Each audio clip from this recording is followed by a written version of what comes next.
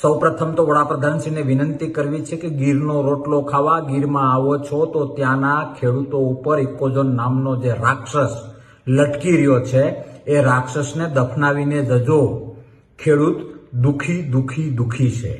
ખેડૂત રડી રહ્યો છે અને ઇકોઝોન નામના રાક્ષસને તમે દફનાવી શકો એમ છો ત્યાં એવી જાહેરાત કરીને જજો કે ચિંતા ન કરો, ઇકોઝોન નહીં લાગુ પડે એવી વિનંતી છે કે ઇકોઝોન દફનાવવાની જાહેરાત તમે શાસનમાં કરો.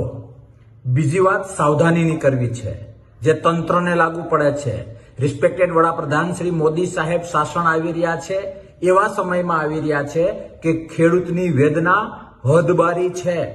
ઇતિહાસમાં તપાસી શકાય કે જ્યારે જમીન ઉપર તકલીફ આવી છે, ખેડૂતની ખેતી ઉપર તકલીફ આવી છે, ત્યારે ખેડૂતે બધું જ સાઈડમાં કરીને ન કરવાનું કર્યું છે. વેદના અમારી નજરે અમે જોયેલી છે. નારાજગી, ઇકોઝોનની નારાજગી, ઇકોઝોનની વેદના, ઇકોઝોનને કારણે ખેડૂતોની થનારી બરબાદી, આ બધું અમારી નજરે જોયું છે. ભરેલો અગ્નિ છે. કોઈ ખેડૂત અથવા ખેડૂતનો સમૂહ કઈ ભૂલ કરે અને બંધારણીય રીતે અથવા તો આપણા વડાપ્રધાનશ્રીને કઈ નુકસાન ન થાય એનું ધ્યાન તંત્રએ રાખવા માટે, સાવધાન રહેવા માટે એક જવાબદાર નાગરિક તરીકે તમને સાવધાની રાખવાનું સૂચન કરું છું.